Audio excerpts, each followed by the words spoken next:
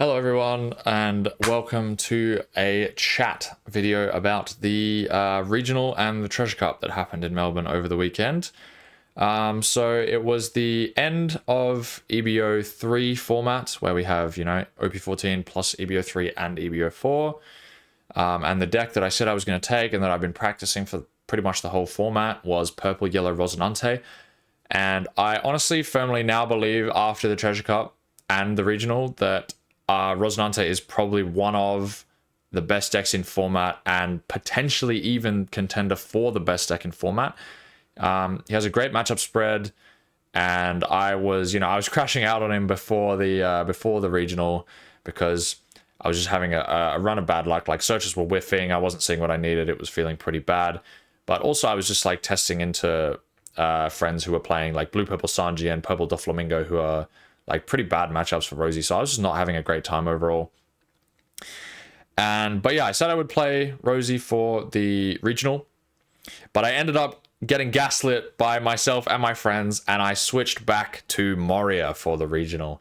And let me tell you, that was the worst decision I possibly could have made. It's an absolutely terrible decision. Moria, the deck list hasn't changed. He's gotten nothing new, no good new support this set.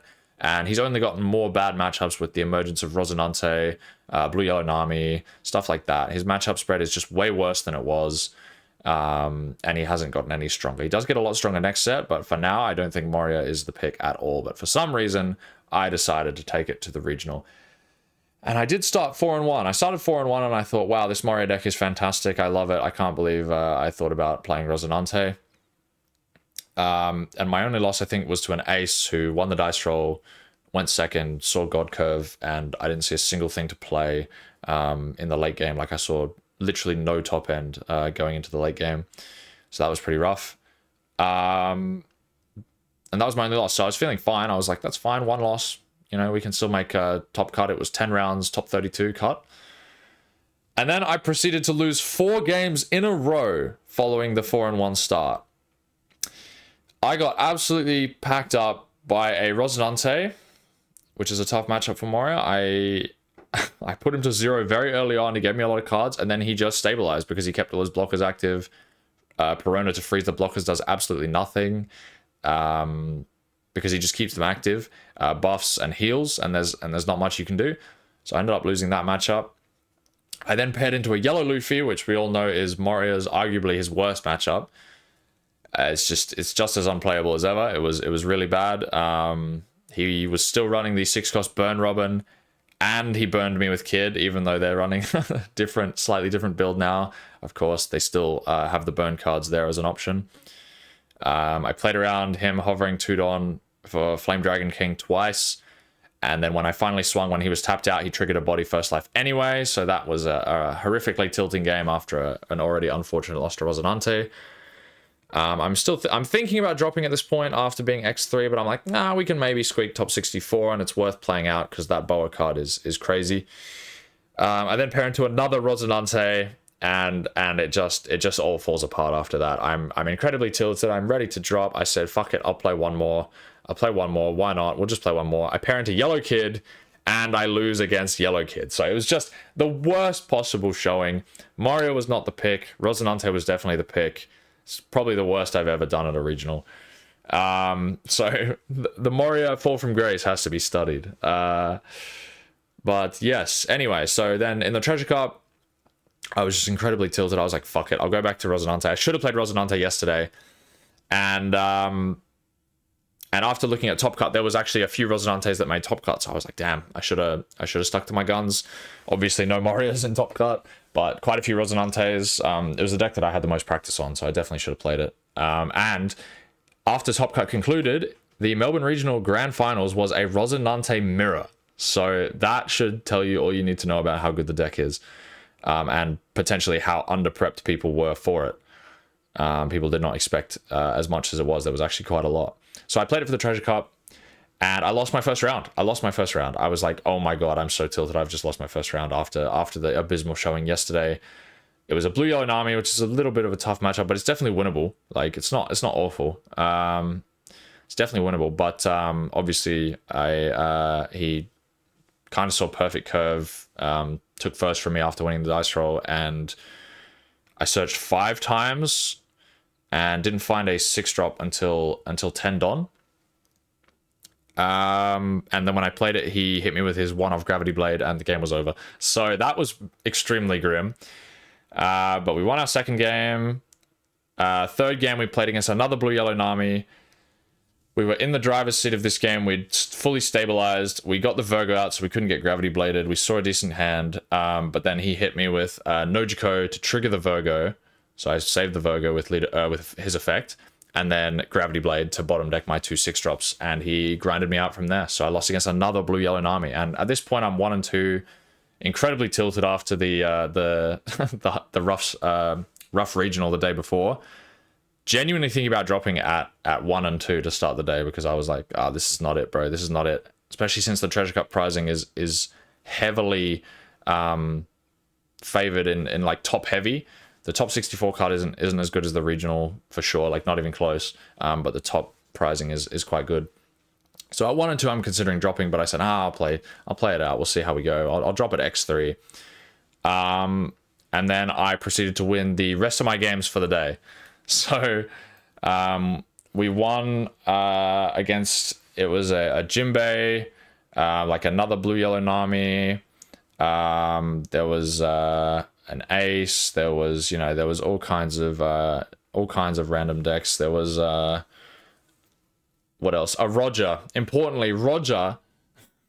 This game was fucking mental, by the way. Round 8 against a Roger. The Treasure Cup was only 9 rounds. So round 8 against a Roger, I've clawed my way back from 1-2 to 5-2. And I thought maybe this will be the last round, because there was a lot less players in the Treasure Cup. Towards the end of the game, I was like, well, at the start, I was like, I hope I don't get high rolled by Roger. That would be a pretty tragic way to go X3, because you all know how Roger is. But I saw a decent curve. He saw the ramp, but not so much top end. Like, he saw an 8-drop to start with and not much else. Like, he didn't find a 10-drop. So I sort of just turboed the board out, kept his board pretty clean. And I had like 6-drop, 6-drop, 7-drop on board, and all he had after I cleared it was an 8-drop Roger. He had like 4 or 5 cards in hand and 2 life, and I had like 3 life and a bunch of cards in hand with like full board. There was no way I was ever losing this game, right? There was absolutely just no way. I was just poking him every turn, protecting my board. There's no way I'm ever losing that game in a million years. When all of a sudden, over the intercom, we hear, "Everybody must immediately leave the building." And everybody looked around like, huh? What? Are they serious? And everybody was still sort of processing what had just happened, and they said, yep, seriously, everybody leave the building right now.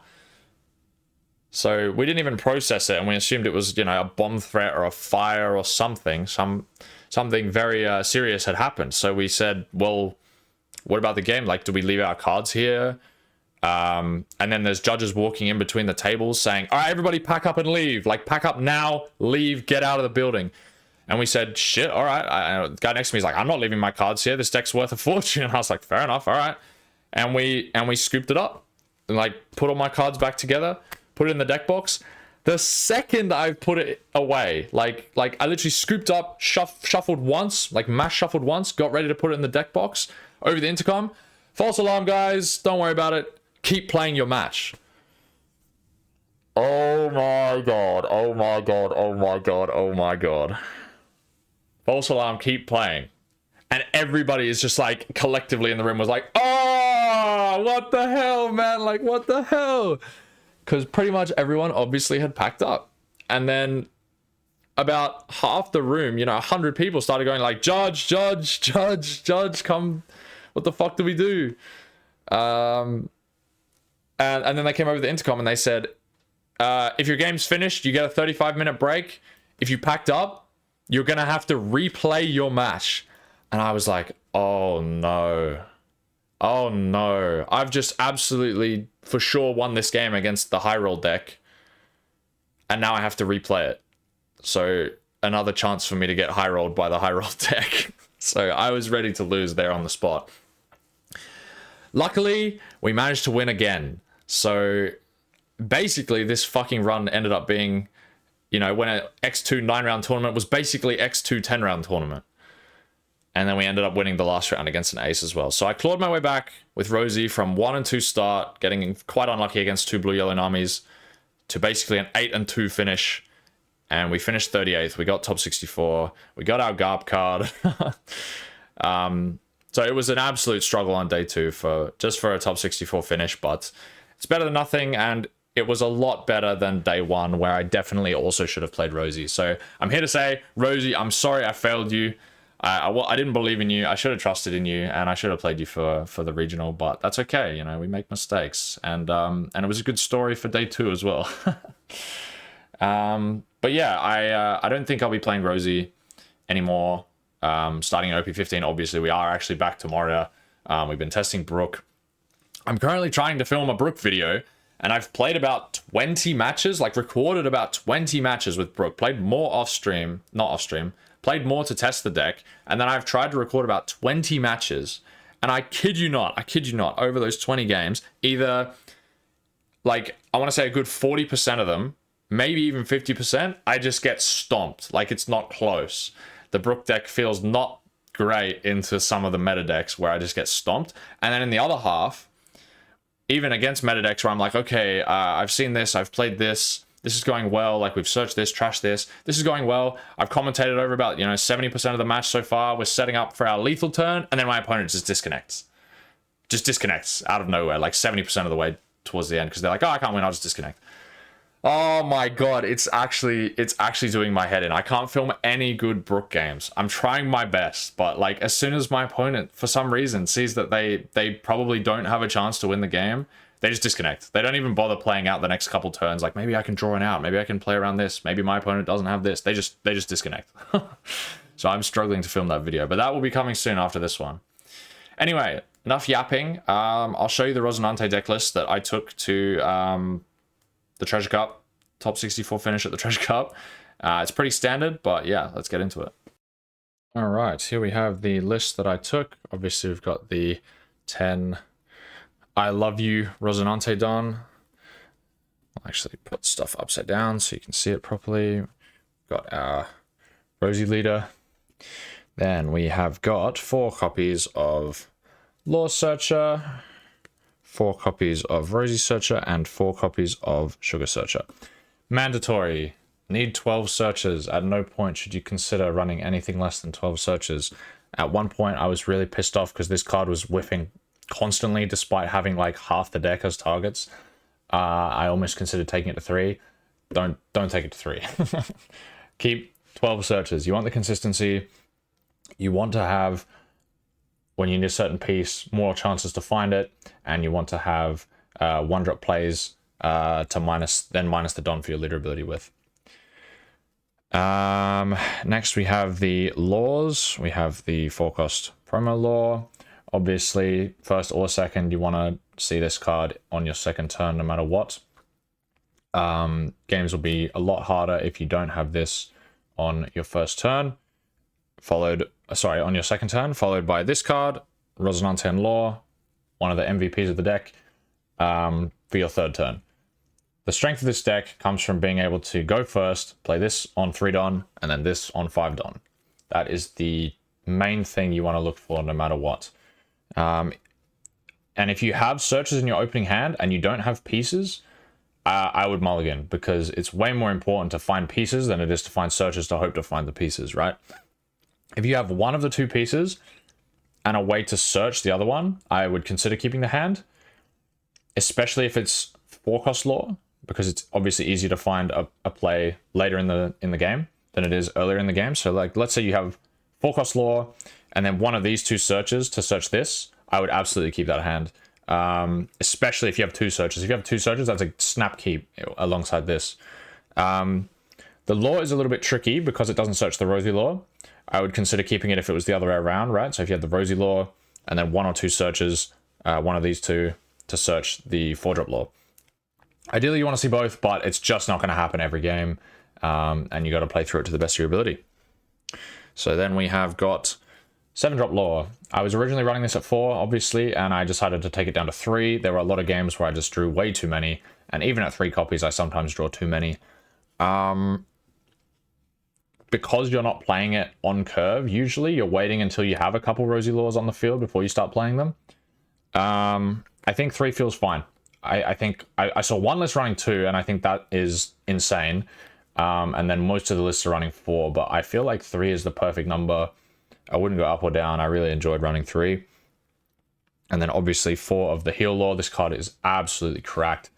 You pretty much want to be playing it every turn in the late game, like 90% of your turns in the late game. And whether you have it or you recur it back to your hand from trash after using it with the 1-cost event, as long as you have it, you know, your opponent's going to be wanting to put pressure on you, and you want to find that balance of like taking life versus defending board, so that when you use this, you're not healing too much. Because if you're on too much life, it's better just to hard play, you know, this and something else, or the Rosy Law and something else.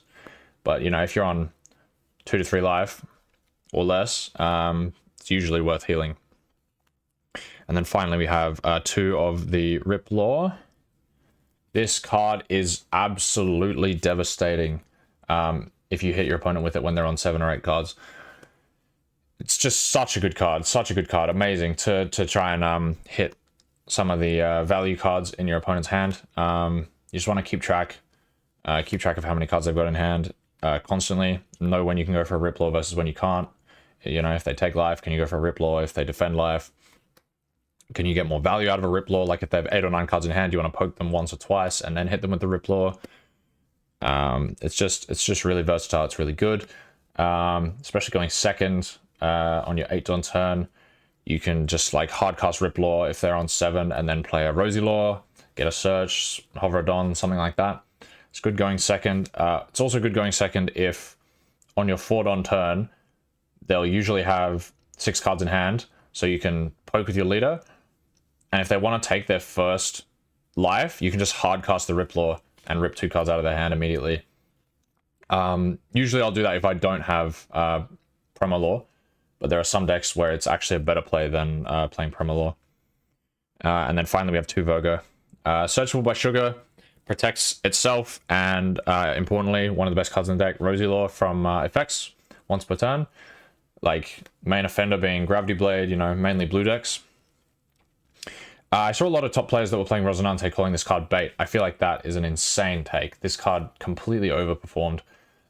It just lets you, you know, it's even good in the mirror. Like it lets you keep your Don lower than your opponent, lets you minus power to stuff. Like it's a good statted body. It protects itself. It protects Rosy Law.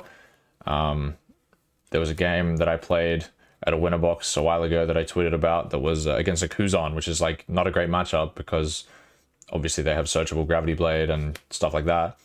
And I didn't even see a single Rosy Law. I just hard played the Virgo and just it stuck on the board for the whole game, and it was able to help me clear the bigger bodies in the 8k swings, and I would have lost that game if it wasn't for Virgo. I don't know. I think maybe you can cut Virgo if you are willing to sack like your blue-purple Sanji matchup and like any blue matchup that's running Gravity Blade. If like you just hope they don't see it, I guess is the answer to that. So if you're comfortable doing that, you can take the Virgo out. If not, and you don't want to just lose on the spot to certain matchups, then I would recommend keeping the Virgo in. We have 2k Law. This is just a searchable 2k, a double searchable 2k, and a 2k that you can get back from trash with 1-cost I Love You event. And then our other 2ks are 4 Usuhachi and 3 Baby 5. This ratio is wrong. If I could go back and do the event again, I would go to 4 Baby 5 and 3 Usuhachi. The reason it's currently on this is just because I kept whiffing with this stupid fucking card. Every time I play this card, it's like 2 Rosy Laws to the bottom, whiff. And it just feels terrible. So I was very like conscious of making him have as many targets as possible to stop whiffing. But at the end of the day, this card is mainly used to either find this for your first Law play, or find a piece like one of these 2 in the late game to just do a combo. That's the main use that it's for. And if it doesn't hit those, if it whiffs, it wasn't going to hit those anyway, you know what I mean? So it doesn't really matter at the end of the day. What's more important is that these 2 don't whiff. That like this should never whiff, and this, when you set up the unbreakable board of like Blocker plus Sugar Searcher, you just want to make sure it keeps hitting, otherwise it feels really bad. And you know, Baby 5 trigger is cracked. It's a searchable 2k off of Sugar, So it should definitely be 4 Baby 5 and 3 Usohachi, especially since Usohachi you don't want to play until the late game anyway. So yeah, I would change that. And then finally we have our events, which is 2 Bullet String, Searchable by Sugar, really good defensive event, especially in combination with 7-drop Lore. You just go to 8k for the turn and then nothing can kill you. Even if they poke you, you can free block with 9k blocker. So it's really, really nice. And then we have 2 Gamma Knife, crazy card, helps you clear some of the biggest stuff, like really important cards that you need to clear, for example, like 7-drop Shanks, anything like that. Anything in the mid-range just absolutely just instantly gets vaporized by Gamma Knife. And then in the late game, you might even have a chance to clear some bigger things like 10-cost Blocker Beard, for example, if you take it down to a 7k. Usually I wouldn't recommend doing that. I'd recommend just keep hitting face, but sometimes there's a reason to do it. And then finally, also, yeah, Gamma Knife, important bodies like the first one that comes to mind, just because I hate Ace so much, is Jozu, stuff like that. Like, let's say you get Jozu'd, and then, you know, next turn you bring your stuff back out again and he swings with the Jozu.